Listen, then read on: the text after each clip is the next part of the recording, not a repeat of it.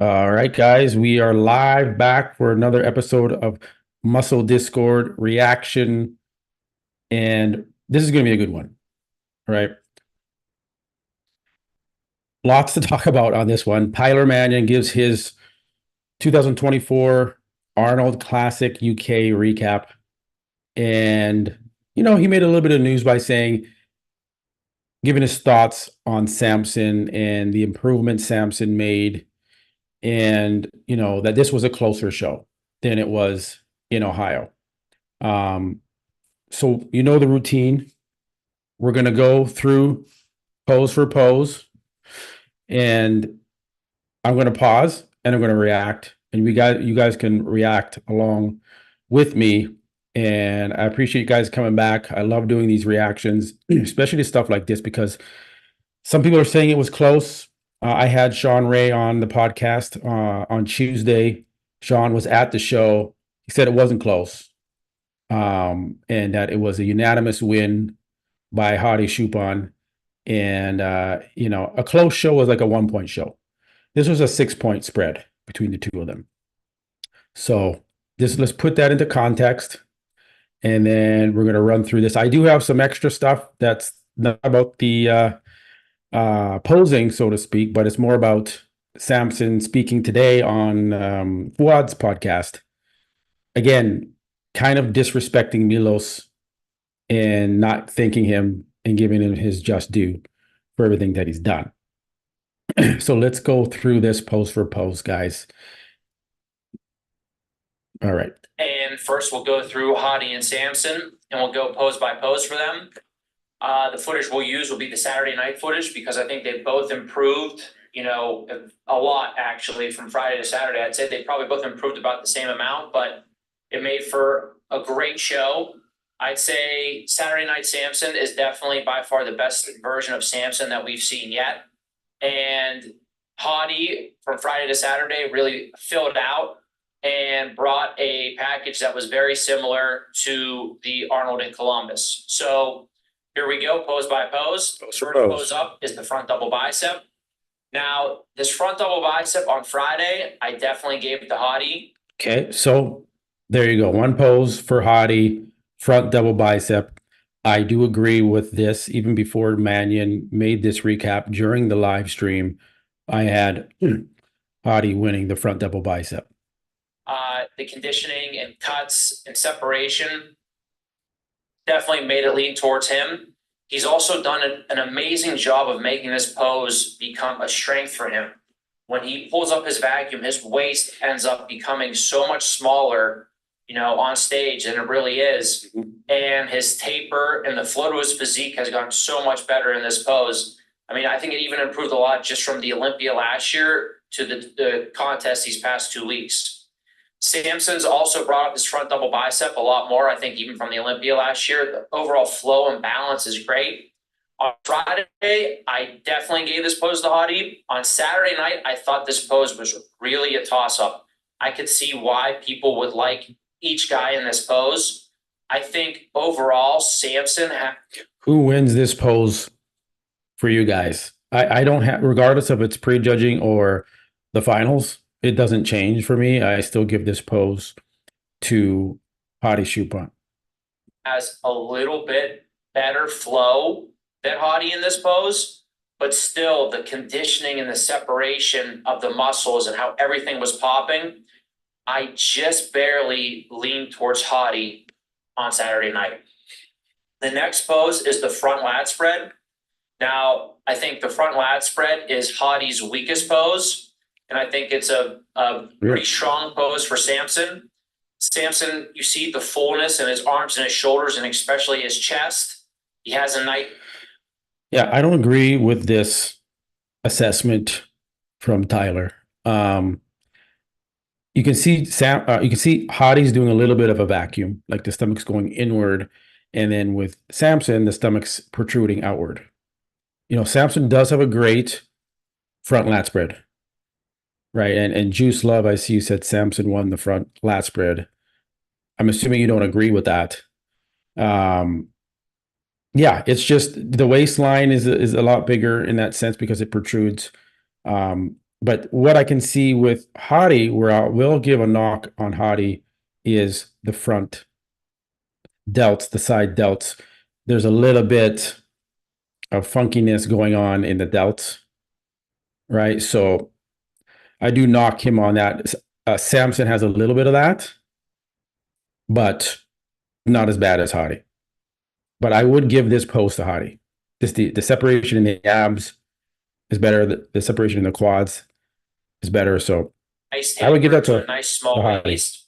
In this pose, you see that Hadi's waist is definitely wider. His chest is definitely flatter than Samson's here. And his taper, while he still has a good taper, it's not as dramatic with everything around it flowing into his waist, as his waist looks a little bit wider.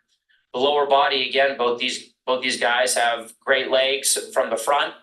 On Saturday as well, Samson's legs definitely had more separation to him and more cuts. So when you take that into account with the upper body as well, I gave this pose to Samson. So it's 1-1 right now. So separation, more cuts in the quads. I don't see more cuts in the quads for Samson here. His quads look actually a little bit depleted and flattened out compared to how they normally look full and very separated. The next pose is the side chest. You see again here that Samson has a lot of roundness and fullness to his muscle, especially in his upper body. So when you're going shoulder to shoulder here, you look at the fullness and the thickness of the chest. Mm-hmm. And again, the overall flow and balance between his upper and his lower body. His side legs are very, very big. And now we saw the lines and the detail really starting to come out on Saturday night. You go over to Hadi. I still think this is a strong pose for Hadi, but you see that Samson has definitely more fullness to the chest. You see his side leg is definitely bigger as well. And now when he's in this kind of condition that he was in on Saturday night, you can see the lines and the details in his legs that match up great against Hadi's, and Hadi's legs are smaller than his from the side. So overall, again, with the balance and the fullness, I give Samson this pose. So Tyler's giving Samson the side chest pose.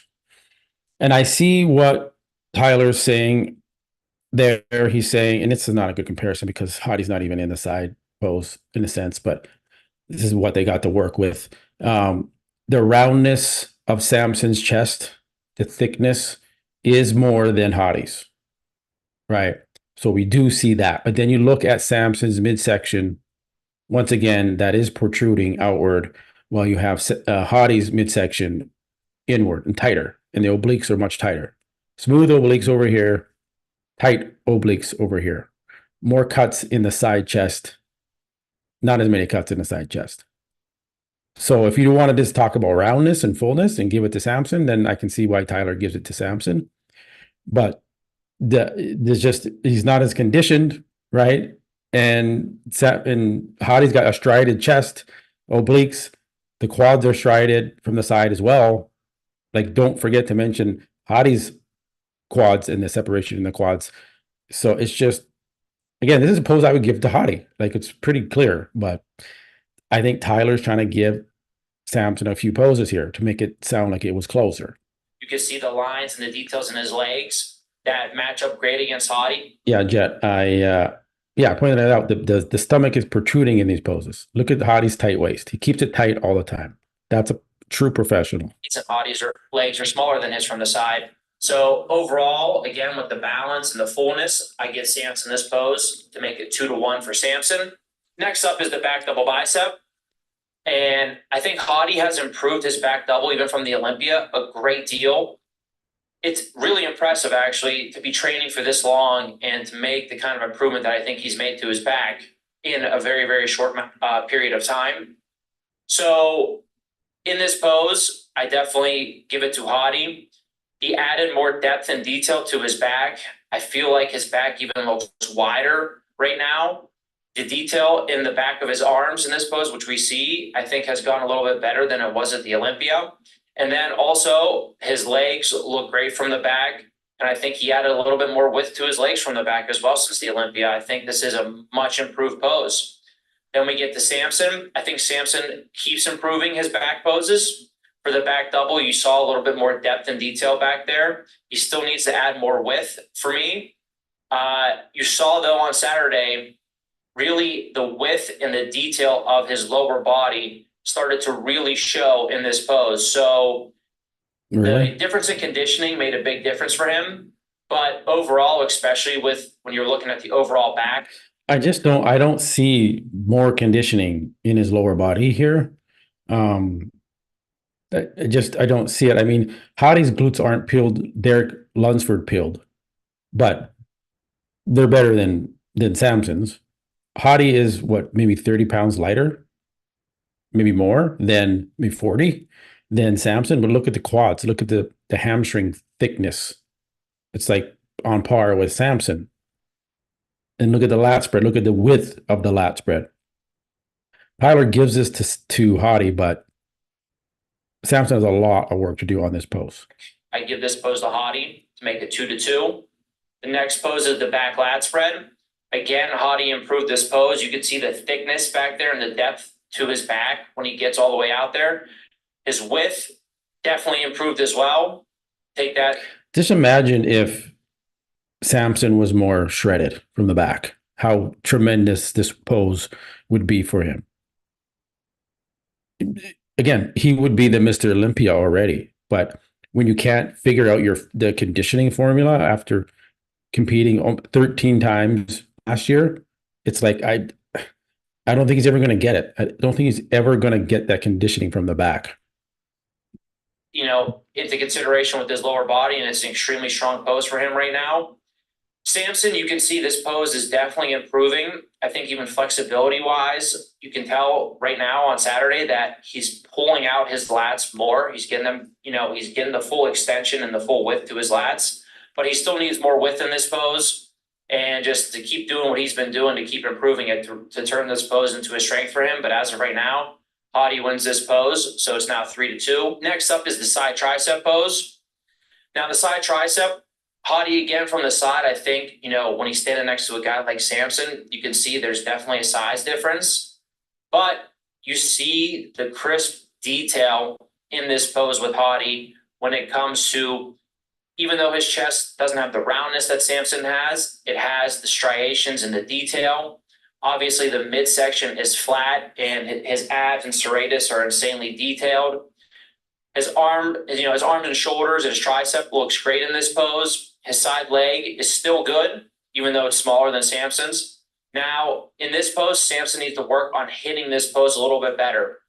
His stomach is distended when he hits this pose a little bit. His abs aren't flat, as you see with Hadi here in this pose. I think this is what hurts Samson in this pose. So, again, as he keeps getting his conditioning better and better, and if he can make adjustments to this pose, this is a pose that I think he can end up flipping in the future. But right now, and what it looked like this weekend, Hadi takes this pose for me. So it's now 4-2 Hadi. Next up, it is the ab and thigh pose. Yeah, so that was pretty clear winner. And Tyler was fair in his assessment with the side tricep. This pose is just, you know, a crazy, crazy pose for Hadi. It, you know, basically probably no one beats him in the ab and thigh pose in the whole entire professional league right now. So the best that guys can do is just keep improving their ab and thighs pose next to him to make sure it's not a blowout pose for him. And I think when you see even the difference from Friday to Saturday with Samson, this pose is getting stronger and stronger for him. He can do the same thing. He can pull a vacuum. He can crunch down on the abs. You see the detail in his quads when he's flexing his leg, the separation when he's not flexing them, the taper down into a nice small waist. His abs can be a little bit deeper here, and you know the separation in his legs could even get better. But this pose has improved a lot for him. I think it's going to be a strength and standing next to a lot of other guys. But when we're comparing Samson and Hadi alone here, Hadi definitely takes this. Samson used to have really good abs. Like when his stomach wasn't distended and he wasn't dealing with this issue, he had really good abs.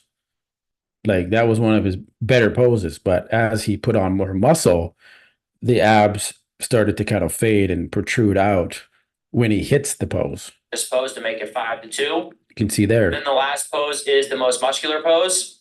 Now, again, this is a very, very strong pose for Hadi. He also hits it a very smart way, like I've said before. He does. Now, Samson steps forward closer to the camera. to make himself look bigger.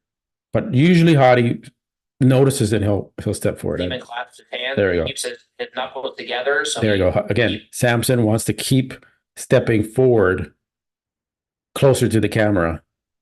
So Hadi has to, Hadi doesn't do it first. Samson does. Samson feels the need to try and even look bigger. Just the width here when he hits this pose. You see all the striations in his chest, the detail throughout his abdomen. His arms look good when he's flexing them like this and he's keeping them out wide. His lower body, again, is great. Now, Samson has the fullness and the roundness here. All he's missing is the deeper separation and striations in this pose. So this is another one of these closer poses. But as it stands right now, for me this weekend, I would give it to Hadi. However, you see these guys were feeding off the energy and really moving around and hitting a lot of most muscular poses. Once they go out into other poses, for example, the crab most muscular, Samson definitely has an advantage here over Hadi. So I don't agree with that. when it comes to these really, really close shows, the guys need to make sure they're thinking of, while they're still getting excited and feeling the energy of the crowd, to make sure you're only hitting your best poses, because if you start hitting a pose another guy's better, and we're taking everything into account while we're watching. So overall, pose by pose, it was 6-2 Hadi. Even though the score is 6-2, this competition between these two was much, much closer. See, that's where I disagree again with Tyler saying it's much, much closer. I don't think it was, to be honest. I think it was pretty much on par with Ohio. I didn't have Samson beating Hadi in any poses. I just didn't, because that conditioning that Hadi brings is just on another level. And for Tyler to then go and give Samson 2 poses here, I can't defend that one. Than Columbus was. And I think you can see that, again, in the front double, I would have no argument which person you gave that pose to, whether it was Samson or Hadi. So again, right there, that changes it. And let's just talk about going forward, what each guy needs to do and improve on. And for Hadi, I think you can tell right now, like the front lat spread, he needs to keep working on getting that pose better. And then also the side poses, he can get that side leg to come up just a little bit more, but also the upper body, if he can get a little bit. Felipe, are you going to talk about Diego Montenegro or what? What happened because he's deaf and is unavailable? I don't know what that means, Felipe. Samson, Partron says Samson got too much of a gut in the front lat. Yeah, and and Tyler gave it to Samson. Like I don't get that one. I don't get it. More of that fullness and roundness of the chest while keeping the striations. That would definitely help him and help him keep width across the top, shoulder to shoulder while he hits these poses. I do have to point it out. Like I'm not all, cheering a Hadi all the time. If you look at the delts on Hadi Chupon right here, he does have pointy delts. So he needs to watch that. He needs to watch the pointy delts. So I'm not all just about Hadi Chupon. Yes, Hadi's the better bodybuilder right now, but he has to be careful about those delts, because I don't like that look. Right? I don't like the lumpy delts look. Now what's up, brother? EP09 Bodybuilding. If you guys aren't already following him, please go follow him as well. Hadi was the clear winner in Ohio and in the UK. That's all there is to it. Yeah, I agree. And it looks like Tyler's trying to give a few poses to Samson on this one. And I still don't have Samson beating Hadi in any poses.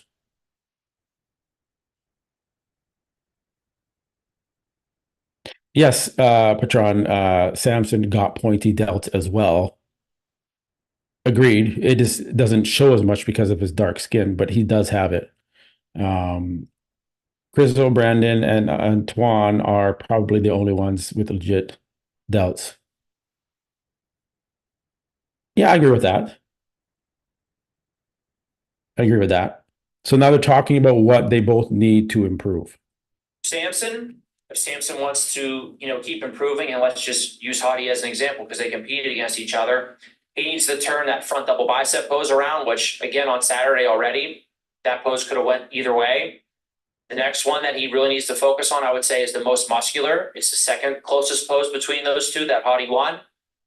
He has the size and the roundness and the fullness, like I said, but bringing out more of that detail while keeping the abs under control the whole entire time while posing is only going to serve him really well because he is just a bigger guy in general. And when you can keep that fullness and roundness to your muscle, but also bring in the detail, that's going to make a huge, huge difference. And the legs are going to be affected with that detail as well. And that's only going to make the legs look bigger. And when it comes to, just that quad development, he has some of the best, in the entire world. So that pose. And then the last one I would say for him is the side tricep pose. He needs to keep working on hitting the pose better, making sure the abs are flat, and then also just bringing out more detail in that pose as well. He's a bigger guy. So once he EP09, if you're still here, do you think this was Samson's best look to date? figures out how to hit that pose better and can control it the whole entire time on stage with better detail, it's going to be hard to stand next to for some of these guys that are just smaller than him. There's a path for him. There's a path to overcoming Hadi, right? For Hadi, there's a path to keep getting more dominant. And these guys were second and third last year. So you got Mr. Olympia out there that I'm sure Derek has been watching these past 2 weekends like, man, I better be training hard and making improvements as well because the Olympia, I think, is just going to be unbelievable this year. I'm so excited. Read some of the comments here. Showing the side tricep on Samson is like he lost his mobility as he grew. Potentially. He's not fully flexing the side, his tricep. Okay. Juice Love, this, to be honest, sounds like they want Samson as the next Mr. Olympia because of his overall look. Potentially, yeah. I think Samson can be the next Mr. Olympia, but I just don't know if he has the mental fortitude to become it, to suffer like Hadi does, and like, Derek does, and the rest of the guys that are up there as Mr. Olympia champions. EP09, I don't think this was Samson's best look to date. I think he was better in Romania and Prague. I agree with that. Patron, I mean, Arnold Classic 2 2023, I think he looked better. I agree with that as well.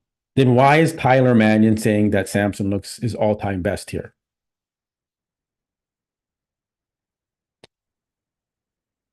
Barbero, someone saying that right.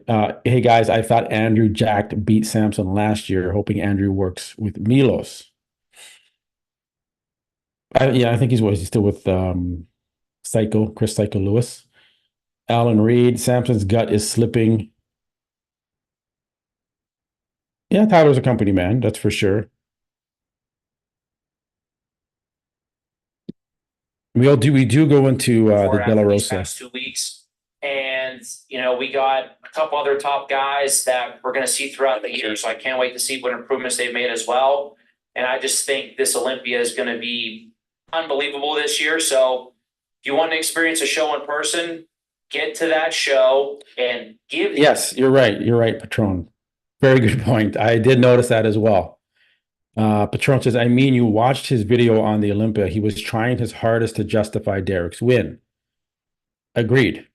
100% agreed. Because you could see the oil in the delts, or sorry, in the lats. I don't know if it's oil or whatever it is, but it's something.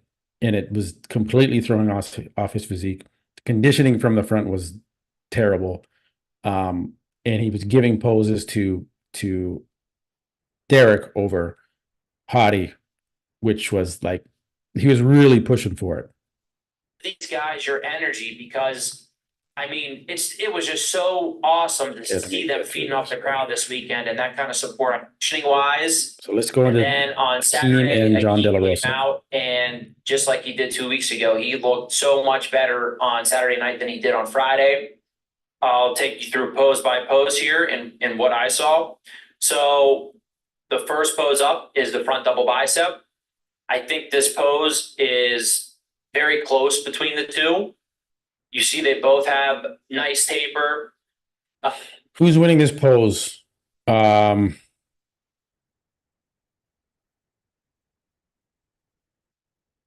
I would have to give it to Akim on this one. Just the arms, maybe the quads a little bit bigger and rounder, and the separation. John's midsection is better in this pose than Akim's. It's a close pose. They have a nice flow overall to their body from their arms into their, into their lats, down to a nice small waist. And then their legs are pretty balanced overall. Now, I think Akim has a little bit more size here, and he has just a little bit more to his legs as well. John needs to add more leg width, and add a little bit more to the quads from the front. So on Saturday night, I gave the front double to Akim just by a hair. The next up would be the front lat spread. In the front lat spread here, again, you kind of see the size difference between John and Akim. John's just a little bit smaller. Again, great taper. You're seeing fullness throughout the arms into the chest. Akim has a little bit of a fuller chest. And then their waists are both pretty small with the X frame and Yeah, I mean, I think it was comparable because EP09, it was close. It was a 2-point spread between them. John was winning in prejudging, and then Akim was winning in the finals. Again, same thing happened in Ohio, just that there was a bigger gap between them, but it's very close, right? John does win some poses. You're going to see coming up. Legs, but again, I think Akim has a little bit of an edge on the legs to John from the front when he's in this kind of condition. So I gave Akim the front lat spread as well to make it 2-0. Next up is the side chest. Akim. Here, let me see some of your in the chat. Alan Reed, Derek's chest will still be an issue at the Olympia. Yes, his chest will still be an issue. Derek's win looks dumb now with Hadi killing the Arnolds. Yeah, I mean, this is going to be very interesting, Mr. Olympia, for sure. I still don't think, even with the improved Hadi version up against Derek, that they're going to give it to Hadi. I can't see them doing that. And I'm sure Derek's going to come more improved. John could work on hitting a vacuum in the front double. Yeah, he could. Because him crunching down on his ab gives him more of a H taper. Yeah, I talked to John about that. And I said his abs need to show through more on that front double bicep. So he opens up first and then he crunches down just to display the abs better. And I think that looks good on him. But Akim's side poses are really strong. You see just how big and how round and full his muscle is in his poses. He can stand up to. You can't touch Akim on the side. It's like it's almost perfect on Akim. A lot of guys and beat a lot of guys in the pro league in these side poses. So the side chest is just extremely strong for him. You see the fullness and the development of his arms, his shoulders. Yes, EP09. So if Derek isn't shredded to the bone and still wins, the internet will explode. Man. Yeah, the Hadi fans will not be happy. But they already did it. I mean, he's always going to be peeled from the back. Derek doesn't lose his glutes in the offseason. He still has them. If he were to strip down right now, he would have glutes. Just not as ripped, but they're there, right? So he's always going to have that in the bank. Yeah, Patron, there's not a lot of people that can touch him in the side chest. His chest, stomach is flat, going to his lower body. His side leg is crazy. He has those crazy lines too in his side leg, which makes it even more impressive.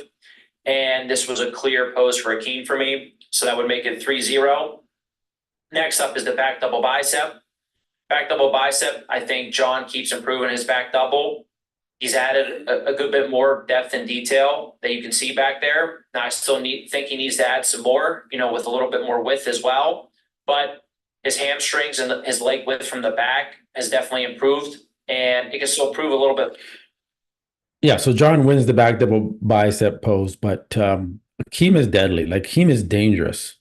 If Akim can just come in like really dried out and shredded, he could have beat Samson. I think he could have beat Samson Dauda at this Arnold UK if he was dried out. But it's improved a lot. And overall, this has become a pretty strong pose for him. Akim, this is definitely his weakest pose. So this is where it hurts him against a lot of guys. He just has to keep improving that overall back to match, his legs from the back and also his arms from the back. Back has to match with the rest of his physique. Some of the chat comments here. I mean, Derek had injection lumps on his glutes. Yeah, he had that too. Most guys have this. I think the judges kind of like, you can see on Akim here, that's where he's injecting on the top part of his glute, right? It's a pretty big lump right there. John doesn't actually really have many, which is really good for John. Derek's are pretty bad. I'm sure Derek will try and fix the lumps in his lats when he hits the front double bicep. I think Akim is struggling to feel his back due to his huge delt. Yeah, he's kind of like Paul Dillette had that same issue where the arms are so huge and the delts are so big that they just don't feel the back when they train their back too. So that is but you can see like it's very smooth in the middle portion of Akim's back versus De La Rosa. You can see the separation and the dryness and the conditioning in his back. So this was a clear pose for John for me to make it 3-1. Next up is the back lat spread. Again, a pretty strong pose for John here. So keep working on improving the. I wanted to pause that. You see how Akim's lats like disappear? Look at John's lats in the Christmas tree pose here. It's a Christmas tree. This looks like a bush, like a big shrub bush. It's a big circle, right? It's not really getting that Christmas tree. So I don't know if that's like atrophy in his lats or something, but it's really strange. It's maybe another reason why he struggles with that back. I want to go back. He gets in that. It's really high up when he does that transition. This was a clear pose for John for me to make it 3-1. Watch. Next up is the back lat spread. Again, transitions. A strong pose for John here. It's weird. Keep working on improving the width and add a little bit more depth to the back. But when you look from the balance from his back down to his legs, he's definitely the more balanced bodybuilder here. Akim has improved his back lat spread. He knows these back poses are the two poses he really needs to focus on. But it's definitely improved from years prior. You can see more width. He's getting his lats out more. You can see a little bit more depth back there too. And obviously his legs from the back are very strong, but this was still a pose that went to John to make it 3-2. The next pose is the side tricep. Like I said before, the side poses, they're very, very strong. This was a clear pose for Akim here. He can match up against a ton of guys in this pose. John's side tricep is still actually a very strong pose. He's really just getting outsized and outmassed in this pose by Akim. And when the conditioning is like this, Friday, John had the edge, but on Saturday, Akim had the edge. But when the conditioning is close and you have that size advantage, you're going to take the pose. So Akim takes it to make it 4-2. Next up is the abdominals and thigh pose. John's ab and thigh pose is really good. Hey guys, if you're just joining, thanks for joining. Please like and subscribe if you haven't already. The likes do help the channel. The algorithm. Mark Dolan says, oh, sorry, I thought this was Samson. It's sort of similar to Rami.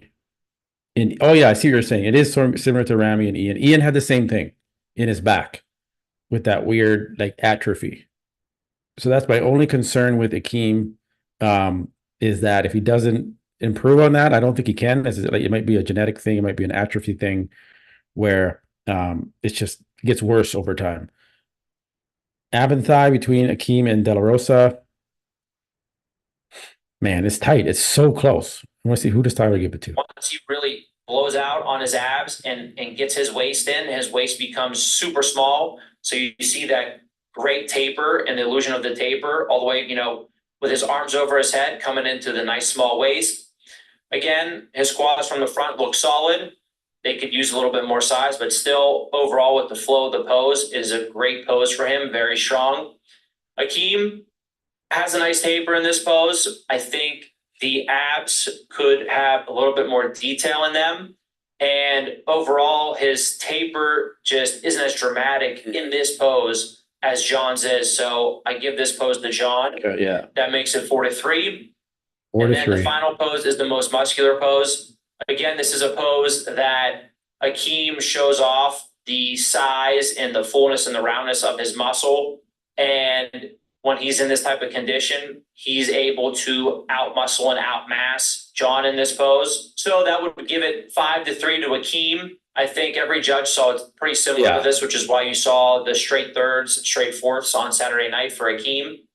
And I thought it was a really exciting battle for third at this show between these two. And these two are guys that have been around. So I want to jump into the Foaud podcast that they just aired today. And there's a little bit of stuff in there I want to talk about. They talk about, Samson's reaction to losing. They talk about Samson versus Hadi and what they think who looks better. They talk about coaching issues with James Hollingshead. And then they mention a little bit about Milos, and they continue to make a dig at Milos.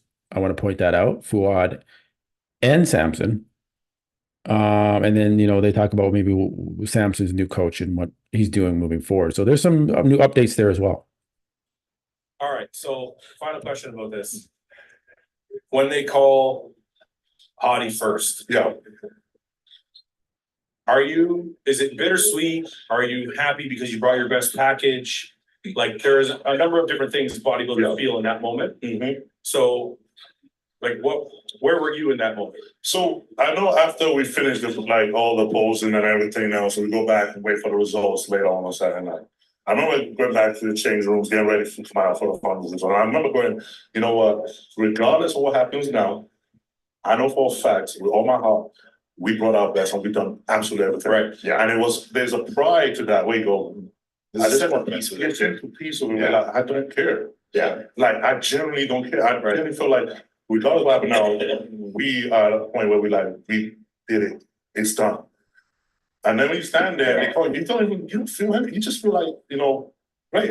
I'm happy. Can I tell you something as a friend and a fan of yours? I was upset for you at the Olympia. Yeah. I wasn't upset for you at this show. Yeah. Because I felt the same thing you felt at the Olympia. I know he didn't feel his best. So I know that's where you're like, fuck, you made a mind. There we go. Whereas yesterday, same thing in Ohio. Yeah. Whereas yesterday when I saw you or whatever when the show finished, I was like, I know he's still happy. Yeah. So it's like you can kind of see it. You can see it because it's almost like you come off and there's not this feeling of disappointment of well, you're not a failure because you did. And that's that feeling right there is a powerful one. And you know who you're going up against. This is not just some guy, pro show. Dude, come on, man. I mean, this is what James and I was just now. It's like, pull that closer, man, just to make sure. like James and I were just talking about this when we finished training. Like, you can almost get caught up too much in the placings. We spoke about this in the car. Yeah. It's like, focus on the look. As bodybuilders, progression is everything. Yeah. You can't. Okay, I got to catch up in the chat, guys. Patron, so Foaud got no honor. Okay, we're going to get into that. Trust me. I like how they are calling all this as if Samson was so much better than the other. No, he wasn't. He looked the same, if not downsized, with similar condition. Okay, let me go to the part where they talk about Samson versus Hadi.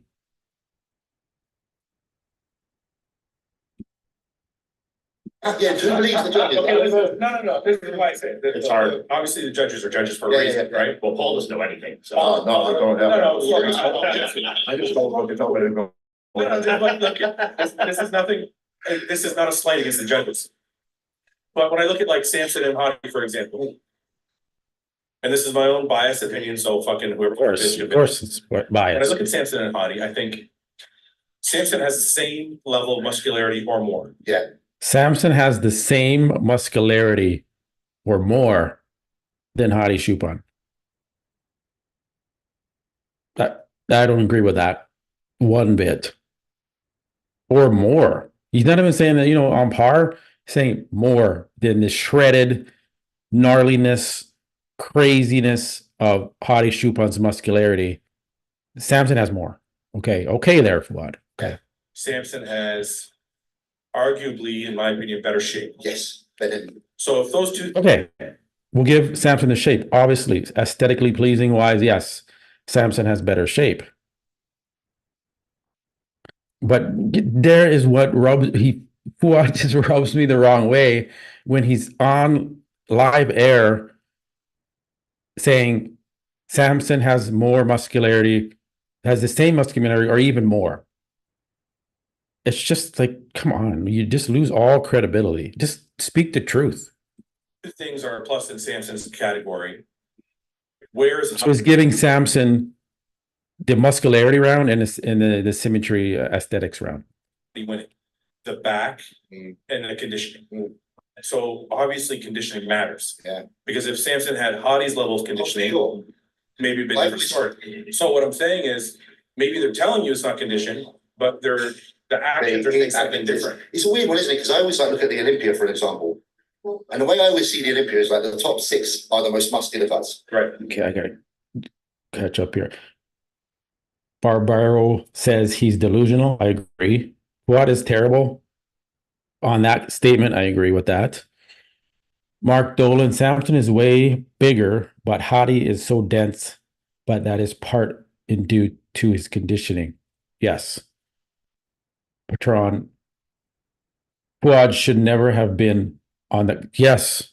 So if you did watch the Sean Ray podcast that I did the other day, Sean talks about that. I brought it up because I was so pissed off that Foaud's commentating these shows when his athlete is in the reigning winner of the show, and then he's in there commenting. It just doesn't make any sense.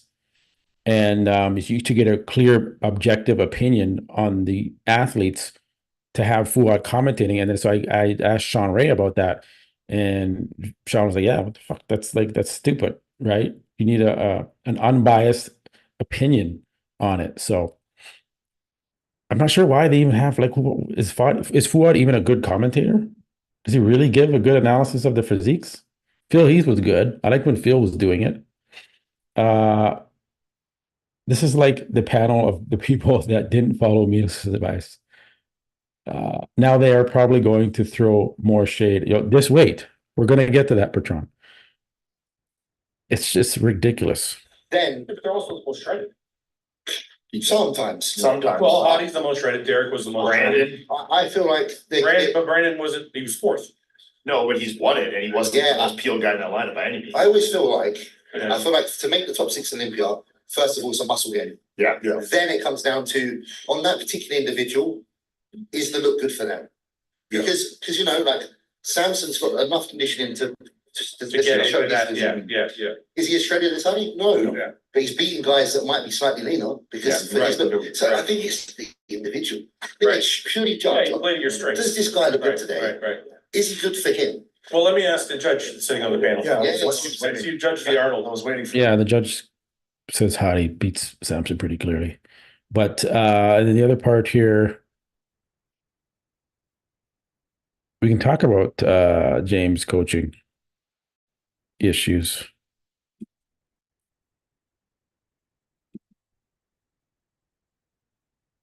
There, let's go there. You're proud of your career, but you're also like, maybe if I had just Listened. maybe if I just shut my mouth and let somebody take the wheel. Yeah.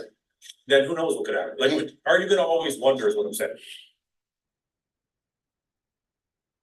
Barrow says Foaud doesn't want to lose Samson as another paid athlete. His record isn't very good with the sponsored athletes. I hope and think Sam Sulek is smart enough to realize these. Okay, so I could go off on Sam Sulek, and I feel like the same thing is going to happen to Hostile supplements with Sam as it did with Mutant and Rich Piana. Once Rich Piana knew he was almost bigger than the brand and could pull in much revenue on his own, he was like, I'm out of here. I don't need a supplement company. I'll just do my own thing. Sam Sulek could you imagine if Sam Sulek started a signature series supplement line on his own, like Bumps said, right? He would fucking kill it. He would beat Hostile supplements. Why are you continuing to get paid by Fuad, where he takes a cut out of all the revenue that you're generating for his company, when you're 13 times more, have like way more followers, like it's just crazy. So if I was managing Sam Sulek, I mean, Sam, dude, once your contract is up, get the fuck out of there. Just no, you don't need to be with Hostile anymore. You surpassed that.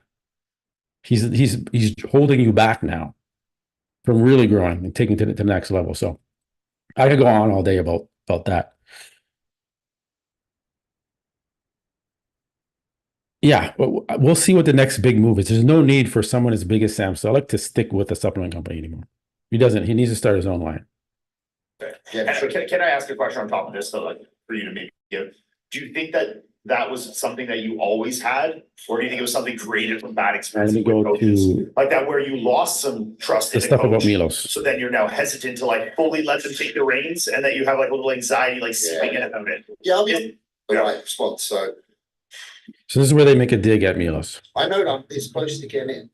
Right, me and Ben were talking earlier. It's like we're saying, we think, even just us on the conversation, we think it's just an issue of like, say, just a peak. Well, I mean, look, it's the same thing with Samson. Yeah. One tweak, like, and no offense to Milos, but No offense to Milos, but it's just.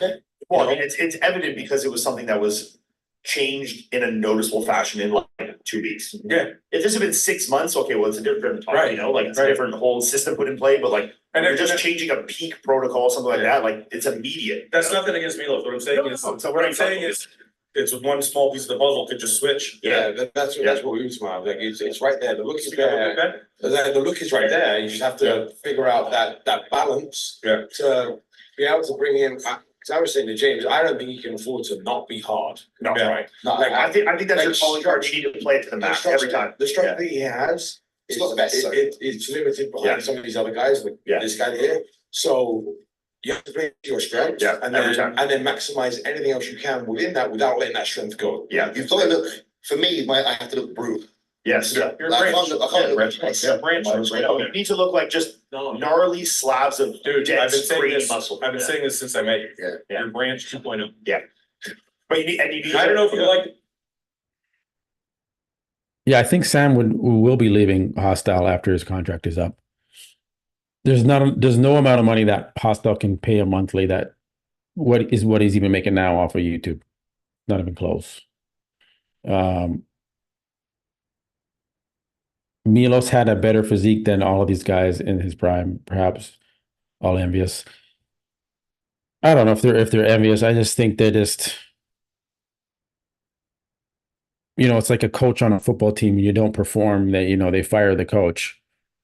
I don't think it's a factor of Milos not performing. I think it's a factor of the team, as in Samson and Marlena, his wife, not following the protocol, not doing the right amount of cardio, and taking over the peak week and trying to say they did everything. Like, it's not I don't think any coach is going to do well with Samson if his wife is always involved.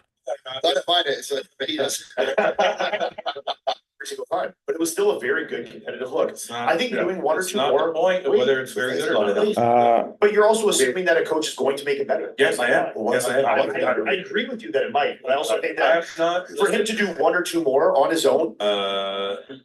Samson, I know you've answered some of these questions already. You decided to leave Milos. I don't want to talk about this for a long period of time. Yeah, I know. Just really, really briefly, you guys had a good run. I do want to mention something that people forget. A lot of people forget, probably because they weren't following you at the time. The road to your 300 pounds started with John Meadows.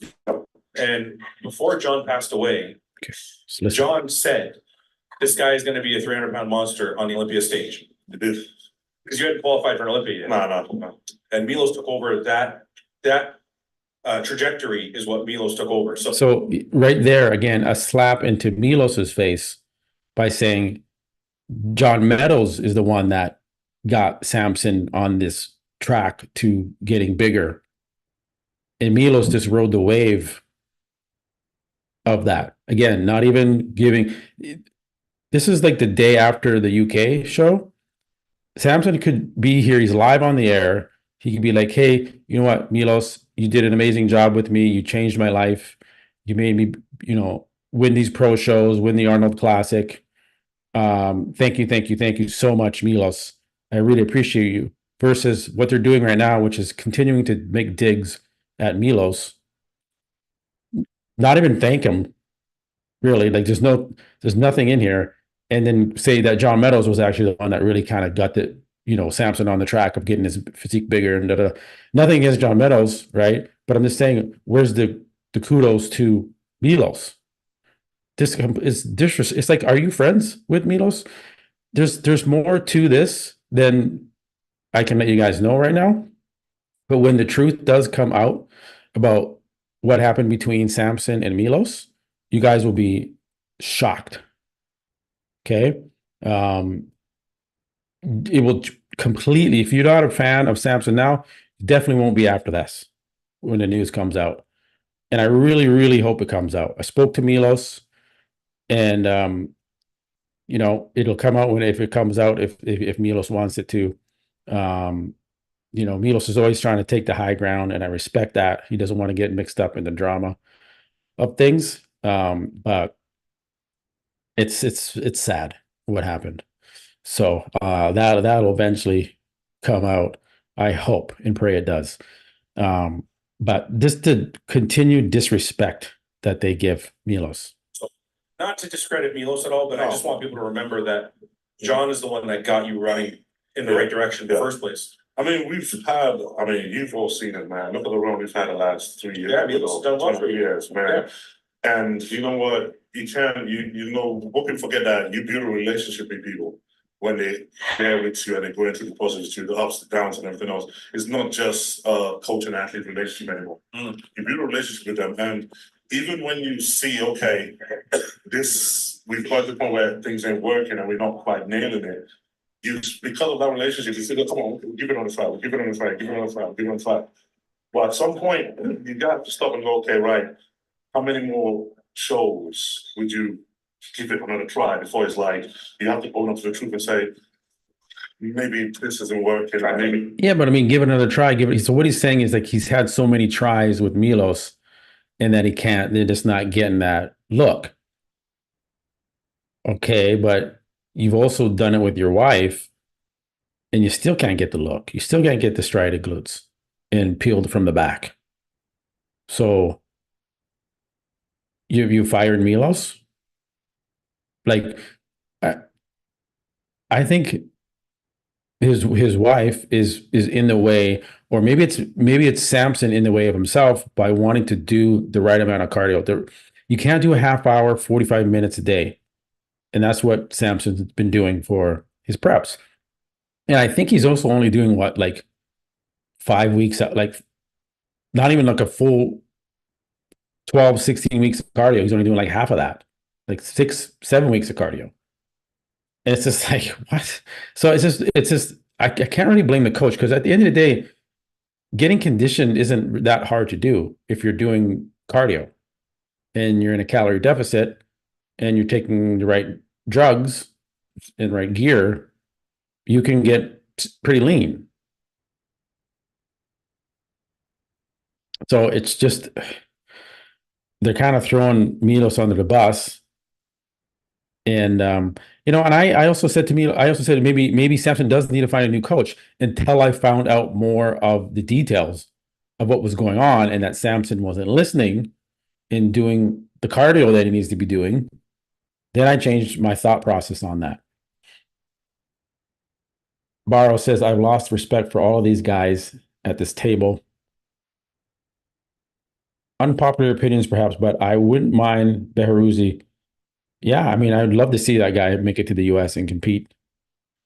Or if they do the European shows again, he could compete against Samson there. EP09, this is why I like what we do on YouTube.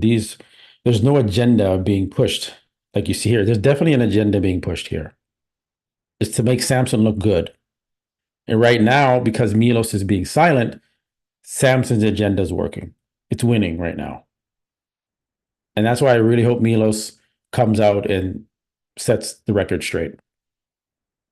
We're gonna try something different. Yeah. And you know, we had a little quick go at it last year, you know, towards the end of last year. Let's just see if anything works. And we saw a glimpse of it towards, you know, Romania and Prague. And I was like, oh, okay, that's new. But even then we thought ourselves of dismissing it and said, look, okay, we took some information down, so let's go into the Arnold. And you know, we kind of went through that and we did the show, and it's like, you just not quite More to be desired. you know. And But who's to blame for that? Is it yourself, Samson, for not doing the work? As at the end of the day, as an athlete, you're responsible for getting yourself in shape for that show, along with your guidance from your coach. And you know when you're 4 weeks out and those glutes aren't poking through, you got to make some changes at 4 weeks out. That's what I did with myself when I competed, and that's what I do with my athletes. If your glutes aren't starting to show through, we got to increase that cardio. We got to drop your carbs. We got to go carb cycle, whatever it takes to get them in. You got to suffer now, right? And we push it as long as we can, but then we crank it up and we push that cardio up from this, maybe do 45 minutes to an hour. Then we're up to an hour and a half, 2 hours, whatever it takes to get the glutes in. Samson doesn't do that. Samson sticks to 30 minutes, 45 minutes. That's it. So that's what's holding him back. Don't blame it on Milos. just from the point, it was a battle. It was a battle. I mean, this one wasn't an easy decision because you've been with someone for 2.5 years. It's not easy for you to say, look, now we're gonna have to, you know, call it quits. It's hard. And you know, everyone's like, oh, why didn't you post about it and tell me? I'm like, do you really think it's that easy to come off stage in that state of mind and make a decision like that? And then, oh, now I gotta tell everybody? Well, I think what people don't realize. Well, you told everybody that your wife was going to be prepping you for the UK, right? And you kept praising your wife. Well, not texting Milos for 13 days after you say on through a text. So basically, I think what happened was Samson text Milos the day after he lost in Ohio. And that was a quick exchange, like, hey, we're done. We're not doing this anymore, whatever. And then after that, there was no like a thank you or anything for 13 days. And then he made that post. And then text Milos, they call him and say, man, that was a rough show. Sorry. It was in my head. You know, we're friends, we're family. You've known me for 2 years. You've changed my life. But and then he makes the post and, you know, says, thank you, Milos, and says, you know, I'm glad we can still be friends. Really? We're still friends? That's not how you treat your friends. You don't ditch them for 2 weeks and make a little half-assed post saying, thank you, Milos. You just didn't want to kind of keep it to yourself until after. Yeah. Well, and like And James was saying, you need to let those things like settle. And like, so you can speak from a clear frame of mind. Yeah. When there's a million things going on the internet and you know, people are posting this, people are saying this, and you're speaking out of emotion versus like, your head's cool and how you actually truly feel about it. Look, I've made a million posts. I'm like 2 days there. I'm like, I literally don't think this at all. No. I thought it for 5 minutes one day and I posted it. And then for the rest of my life, I never thought the same thing. Yeah. You know, so it's an acute reaction. That's all it is, right? You know, and this is so. So I think you did the right thing. You know, For sure. so we just thought, okay, you know what, before we kind of hold this part of it, the season, and then start a whole new prep, let's do exactly what we did with Romania and Prague. I said, let's give another try. You know, I mean, everyone knows Mel's been by my side, right? And she put me into bodybuilding. She turned me into a pro. She did my first, four. She was your coach when I met you. Exactly. Yeah. You know, so she's been along for the journey the whole time. She's seen me and my work. She's seen my numbers. She's seen the patterns and everything else, and she's picked up and learned from that. So we were like, okay, you know what? what do we do at this point? Should we want to give that we did last? Let's give it another shot. And I was like, okay, you know, spoke to Milos about it, and you know, it's just it was hard. I mean, even now, you bring tears to my eye. It was hard because you feel like you're letting go of somebody that's been part of your life for so long, and they've been a big role of it. He didn't speak to Milos about it. Milos didn't know what was going on. He just dumped Milos. Right. And then Milos found out and he made a post. And remember, Milos was starting to post all these videos of Samson saying, this was our last dance together. Da, da, da. And it was just and then here's Samson just trying to be like, you know, we talked to Milos about it. We made a decision together. Like that didn't happen. Milos had no clue what was going on. So, you know, after having that happen, it was like, okay. And we were like, look, let's just focus on the show, let the dust settle, and then we can deal with that. So Mary took a lot, but you know, she jumped in front and she was like, look, just listen to me, I got you. Let's do this. I can do it. So I don't wanna, you don't have to divulge any personal details, I guess, but if you could point to one thing that you can tell us. Yep. What would be the difference between Ohio and the UK? What was something that you guys did that was different? We didn't travel for the show. So, you know, Milos was carving you up and you guys didn't carve Yeah, up. because most of the time, you know, we've seen me every week, especially last week of the show. No matter how flat I look, You're or how never flat I flat, think, yeah. I'm never flat. You're always round, yeah. And we know, we go through the whole week, low carb, we get to the end of the week. I'm posing in front of send out my posing every week, and going, what the hell, you look hard and round. And so if that's the look you get at that point, why Why are we carving up? Why are you carving up? And she sort of just hit the nail on the head. Look, I'm going to do something to you this week that you're probably not going to like me for. You're going to hate me for it, but trust me, it'll work. And she literally starved me. Yeah. Did it? Okay, so I think we all agree you were a touch smaller than normal. Yeah. But it was a better look. Oh, it's 100% the best comp. Yeah, so, but I know that kind of thing gets. Yeah, there's Ian saying 100% his best look right there. I don't know. I think most of us in here don't agree. You sometimes, did it bother you at all that you were a little smaller? The idea is, when you most of the time you walk on stage for the last 100 years, you're always the biggest guy there. The idea of being A little smaller did bother doesn't. Yeah, but it's Well, I know a couple of years ago that might have bothered you. years ago, So you matured. I matured up to like, Yeah. look, no matter where you stand next to at this Yeah. point, you can go back and go, gosh, damn, okay, You're gonna I be. gotta. Yeah. So that fear has gone a long time ago. Yeah. It was always the idea of, okay, we always know that, okay, Yeah, I wish I could coach Samson. Like, I mean, Milos, I kind of wonder sometimes what Milos was doing and what he was saying to Samson, because Milos was like Samson's biggest advocate, right? And I think Milos would always say, well, Samson's shape outshines the conditioning on other athletes. He's so good, his shape is so good that his conditioning, the people that are conditioned, you know, he should beat them, right? And Milos did push that narrative. But that being said, did Milos see that Samson wasn't doing the work and was always going to push himself to a certain degree for suffering? And then, so Milos was like, this is all I got. I get to work with. I guess I got to just deal with this. Right? Like, it's kind of weird. Like, Milos knows how to get people in shape. And they had 2.5 years together.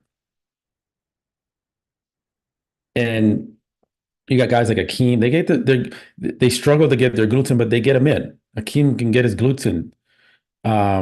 Andrew Jack is struggling, but I know Andrew can get his glutes in if he pushes it, if he suffers. And I just don't think Andrew's suffering enough yet to get in shape. You know, I've had to do 2 hours of cardio to get my glutes in. And I'm literally like, I don't want to do, like, I'm on the bike and I'm just like, I can't do this anymore. I'm so done. I don't want, but I just keep doing it. I just get it done.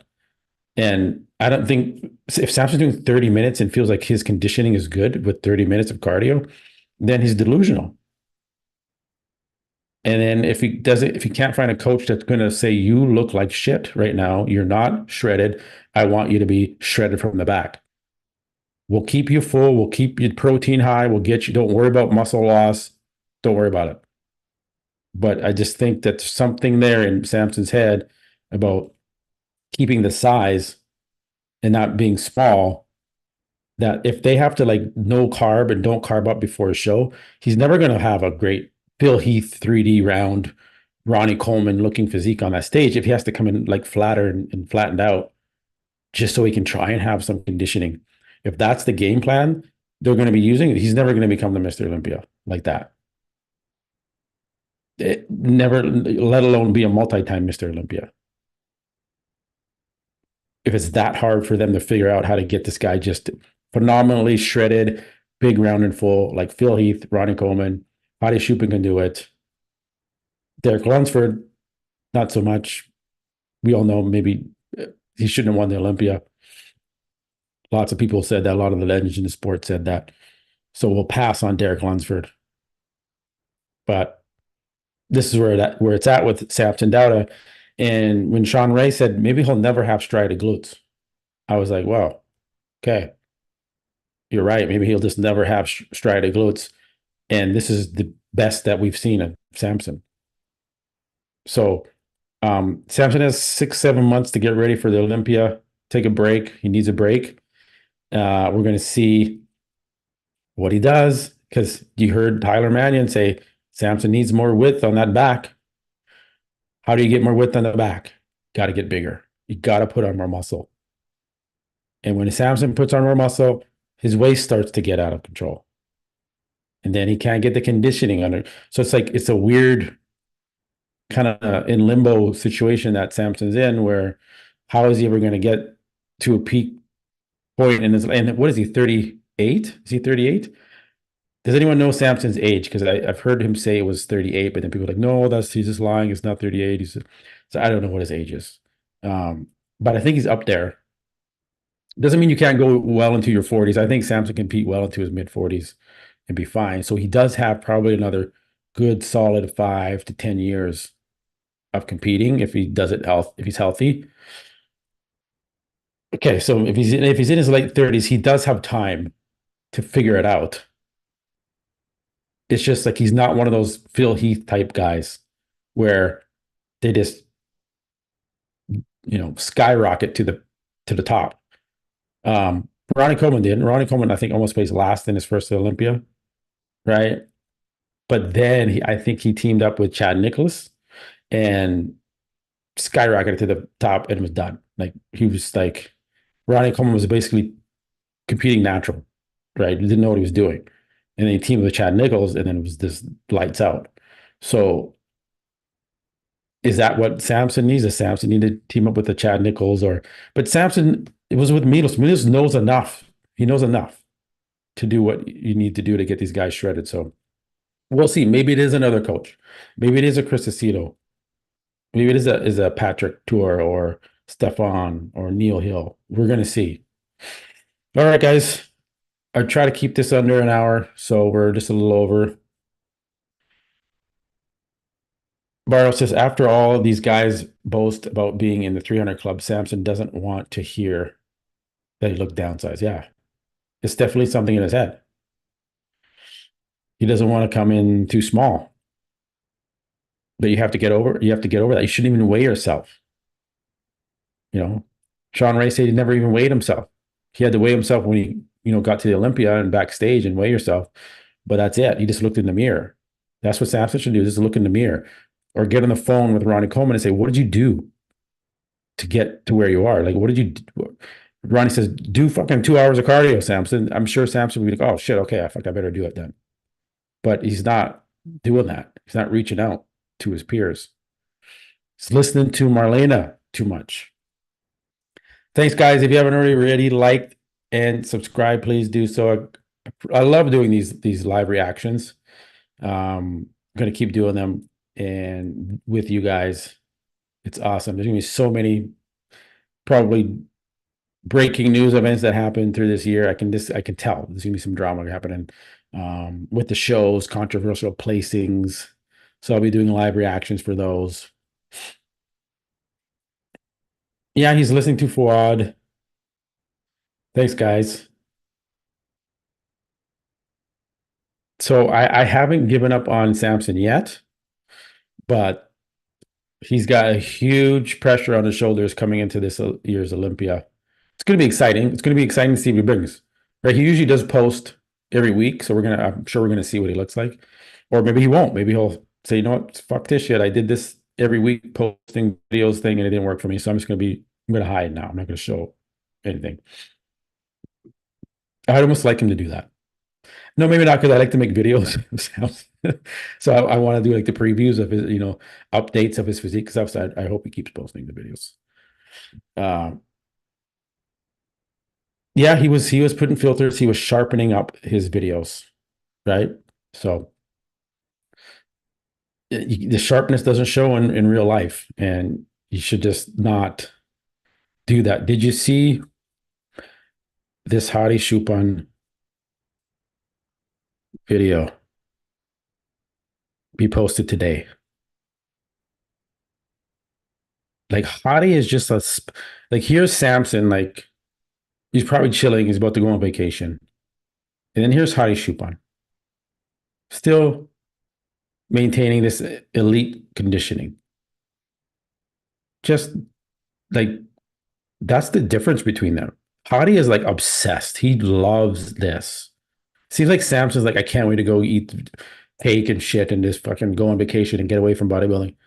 Here's Hadi, like he's still dried out and would still beat Samson. Looking like it's unbelievable what Hadi Foaud can do. It's so hard to stay this dry and lean. Like you're so lean that the bones in your feet hurt because there's no fat in your feet. And if you've ever been that lean, it's so uncomfortable. And he just is able to keep this crazy conditioning. Like, look at this. Look at this striation. It looks better here. So it's just unbelievable what the true champion, the work ethic of a true champion, Hadi Foaud, and then what we see with Samson on the other side of that says a lot. I do think if Hani Rambod got his hands on Samson Dauda, I think he could do something. Because there's just something that Hani knows or is doing with his athletes that they come in dry for the most part usually, and they're shredded, and they have some good fullness.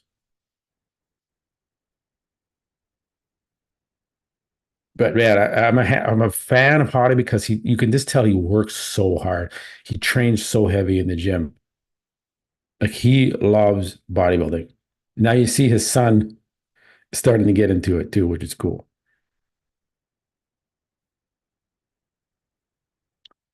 Samson Dauda was born March 11th, 1992 in Nigeria. So do the math. What does that make him? 34, 35? What? Hadi has an entire country behind him. Makes a difference. He feels like you're right. That's a good point. He does feel like his entire country is behind him. The entire country of the USA is not behind Samson Dauda, especially not right now with how he's behaving and what he's doing. That's for sure. 32? I feel like Samson's older than that, but maybe, these bodybuilders, they all look older than their age because of their drug use. But, all right. I thought he was 37. That's right. 38, 37, not 32. Are you kidding? I can't see 32.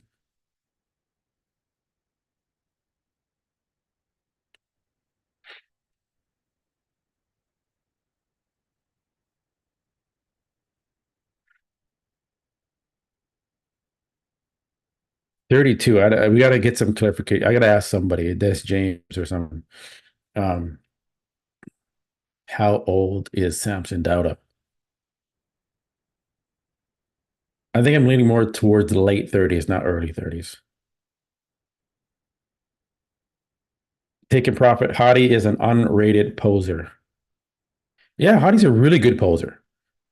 And he can just keep doing it and transitioning, doing it like he doesn't get tired on stage. Where Samson starts to sweat. He starts to like, he's breathing heavy because he's so big, right?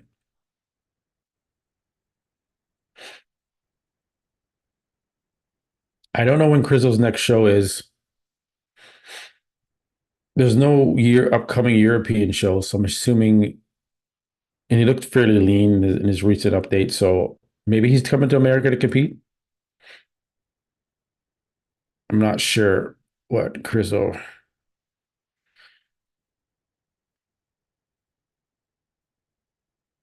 Rizzo.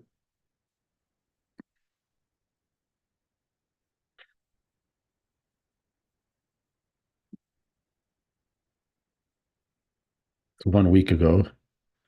Arm looks jacked.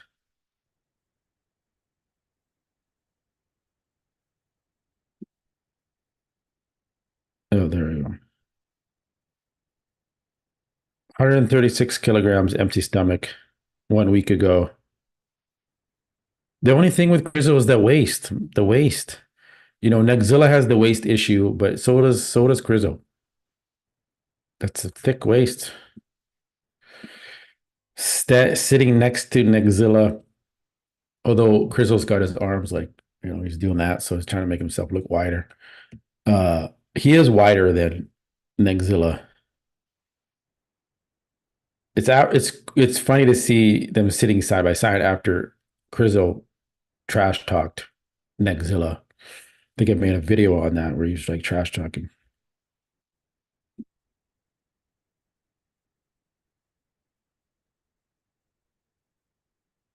Do I think Grizzle will win the Olympia? No, I don't think Grizzle will ever win the Mr. Olympia. Just not structurally there. I think he can, you know, maybe one day get into like the top 5, but he just needs more time.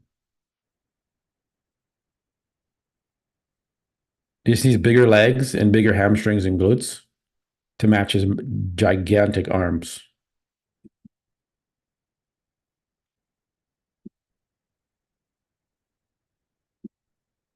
Because he's got maybe the best arms in bodybuilding since Phil Heath. Samson Dauda competed in his first bodybuilding competition in April of 2014. He was 22.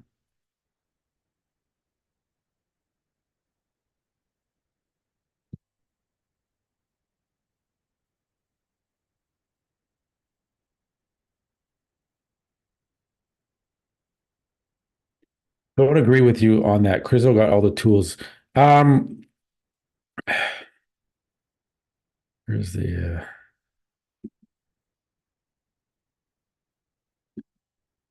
it just let's look at his physique here. What does he need to work on? He needs to bring up those legs. His waist is as wide as his hips. His obliques are already starting to kind of stick out right here. His midsection, his abs are a little like they're not the nicest looking abs. So that's a bit of a distraction. Just needs to get bigger legs. He needs bigger hamstrings. His most muscular is great, but you don't win shows by having a good most muscular pose. You have to have everything. So like I said, he can get into the top 5. Do I think he can win the Olympia? No, I can't. The bigger he gets, the more size he puts on his legs, the bigger his waist is going to go up along with it. It's just part of the process. For the most part, you can get bigger legs without expanding your waist. Hadi actually got his legs bigger for the Arnold versus when he was at the Olympia and kept his waist tighter. So it was pretty crazy what Hadi Shukran did. But Rizzo, I don't know. There's just something that is a little off with maybe it's the way he poses. He definitely needs to work on his posing. We all know that. The waist, but he's got tremendous chest and arms and delts. But then I just don't see that on the lower half. Like, look at here. You're going to see the shallow hamstrings and the glutes are rounded out. He needs more density and muscle built back there. And then the hamstrings look pretty thin and narrow. He needs more width in his quads in this pose. The back needs work and more thickness and width. As you can see right there. That's like, think about Hadi Choopan's back lat spread, and then look at that. It's thick. He needs to put on some beef back there. For such a big frame, he needs to put on a lot of beef back there. See here, the midsection is kind of thick and the obliques are like, it's not, right? So there's things you really got to nitpick and look at these guys and don't get distracted by the, oh my God, his most muscular is so crazy. Oh, there's more to that when you really pick them apart. So, but I'm a fan of Grizzo for sure. He's tremendous. Like, but that's why people get that most muscular is so impressive. They're like, holy shit, this guy's gonna win the Mr. Olympia. But no, there's more to it.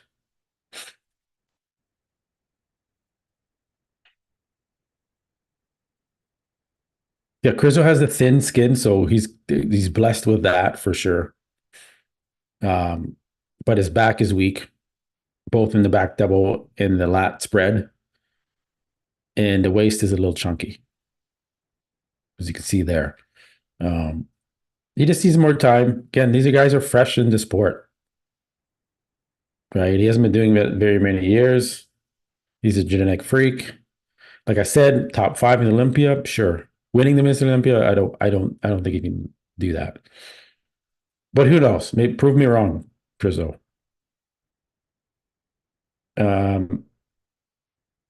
And then Nexzilla, I think, gave Grizzo a run for his money. Like, really, I almost had Nexzilla ahead of Grizzo. But because it was his sponsor's show, I'm sure they kind of like, okay, we're in Prague. I think he's a European bodybuilder. I think we should just give it.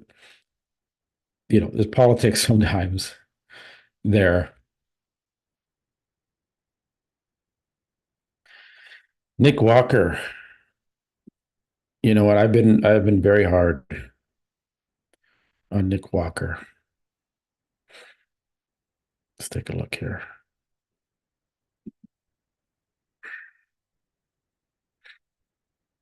Yeah. Yeah, I don't know. I don't know what I'm such a fan of Tony O'Burton. That we're gonna see how they compare side by side. You're gonna see two different physiques. Oh, he didn't post anything there. Between the two of them. But I don't like Nick Walker's legs. There's something off with his legs. I'm not talking about the vascularity. It's very distracting. There's too much vascular veins in his calves and shit. And it's distracting. It's not an aesthetically pleasing look in the legs. Especially now that he has a hamstring tear. I'm not sure how he's going to fare from that. He's got a big. People say, "Oh no, his waist is good now." And when he hits the front double bicep, it's good. It's small. No, it's not. He's got a big midsection. He has massive abs. I told Nick Walker, and we're DMing each other on Instagram. I said, Nick, you got to stop training abs. Just stop. There's nothing more you need to do for your abs. You don't have to build more muscle onto your abs. When you're taking steroids and you're taking growth hormone and you're eating a ton of protein and you're just training your abs and burning down the muscle and breaking it down, they're going to get back bigger. So stop training them. You don't need, look how wide his midsection is here. Look at the legs. The legs are, so I am hard on Nick. Again, here. Does his waist look, it tapers in maybe a little bit because he's very broad on the shoulders. So he's good at that, giving off that illusion. But look at the dense, thick muscle that's built up into his midsection. And that's what throws it off for me with Nick Walker. He's gnarly. He's got dense muscle. He's big. He's freaky. Do I think this physique wins Mr. Olympia? He can come close, right? He can push some guys, but he's got such broad shoulders that it really makes his waist look smaller than it actually is. And you see it when he's standing next to other guys. But Tonio is a freakazoid. And the recent videos he's been posting, I mean, it's like this is Dexter Jackson 2.0. It's ridiculous. When I saw this, I was like, holy shit. And he's down there in Brazil training with this coach seems to be really pushing him hard in the training, which is what you want to see. Because a lot of these guys train at home and they're just doing it themselves. They think they're training hard, and then they get a guy like this just pushing him. That's what you need, a coach that's that invested. Every little detail.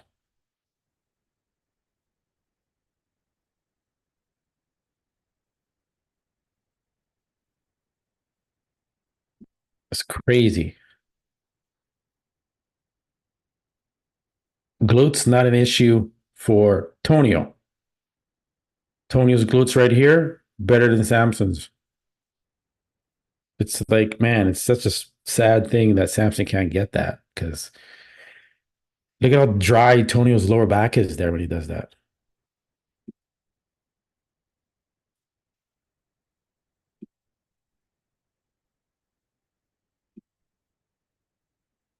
Like, just, yeah, the coach is smart. He knows, like, he's pinching the skin. Only thing I would say, Tonio, just bring up the calves. I know it's hard. Some guys just genetically can't get them bigger. Just hammer those calves. Because that bugs me when the guys, they just don't have the calves. But they have everything else.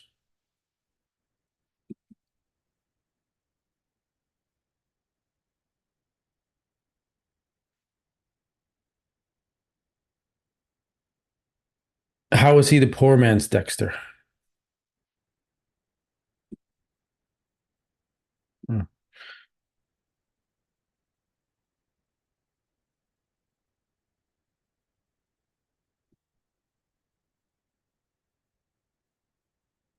He's definitely going to be outsized by Walker in New York.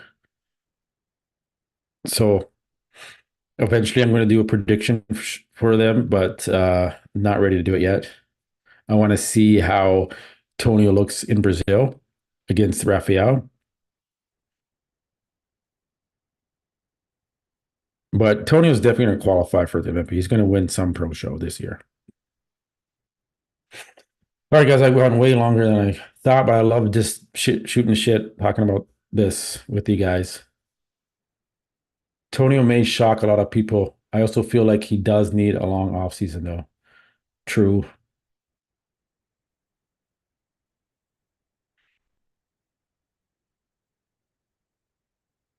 I missed a lot of your comments. Nexzilla is not better than Crizzo. Nexzilla has way worse balance. Also has, yeah, he's had a hernia. Tonio Burton to Walmart. Why you keep saying that, Patron? What does that mean? Is it like money wise? Is this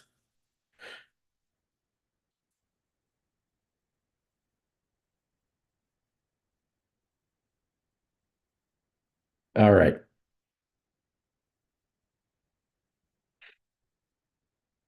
Yeah, Tonio, as you can see, when he teamed up with this guy in Brazil, this coach, I don't know what the coach's name is, but you could see he's fucking pushing him. And it's working. Like Tonio looks good. He improved already.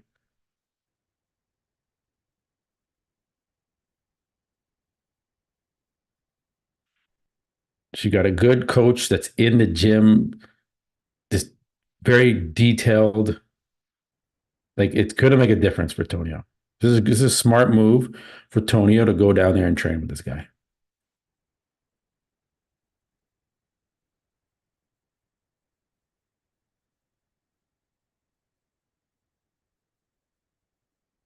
Yeah. Glad to see this for Tonio. All right, guys. Thanks again for joining. We'll do another one when there's something more to talk about, updates in the industry here. I appreciate you guys.